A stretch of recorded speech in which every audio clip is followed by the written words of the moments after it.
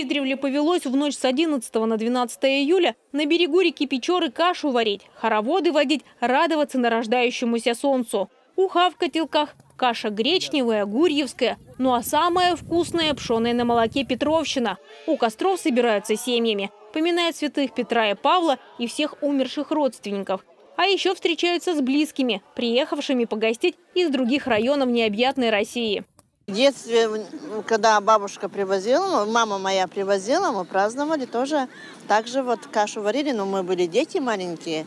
И как бы вот такой же праздник был. В этом году впервые на праздник, пришедший из новгородских земель, приехали посмотреть и гости из самого Великого Новгорода. Здесь можно увидеть новгородские традиции, увидеть какие-то особенности новгородского быта, которые уже потеряны в Великом Новгороде. И здесь живут люди, которые сохраняют память о том, что они новгородцы. После восхода солнца все торопятся обратно в село, где разворачивается широкая Петровская ярмарка. Там мастеровые люди с удовольствием выставляют свой товар. А приехавшие с Архангельска, Новгорода и отдаленных районов коми-творческие коллективы радуют устилем звонкой песней. Тут же на районной сцене гости из Великого Новгорода вручили памятный документ руководству муниципалитета. Это новгородская грамота на бересте в память о экспедиции, в память о нашей встрече и в память о том, что у нас одна страна, один народ и одни традиции. Я по молодости своей лично не знал Ивашку Ласку. Но думаю, что когда он здесь долгими зимними вечерами 500 лет назад сидел, да, и, наверное, мечтал, вот приедет ко мне губернатор Новгорода, уж я с ним поговорю. У меня эта мечта сбылась. Я очень рад, что вы осмелились, настроились и приехали к нам.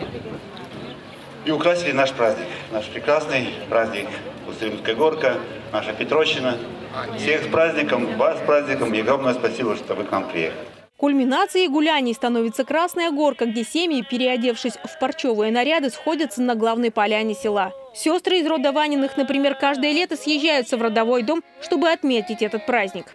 Месяц живем здесь, каждое лето. Это уже у нас по-другому не может быть. Петровщина, горка. Но если мы не побываем в это время здесь, как-то вроде как и не по-людски получается. Предков-то помнить надо, чтить. Мы ведь горку водили с родителями вместе еще. У нас папа, мама запевалы, горки были.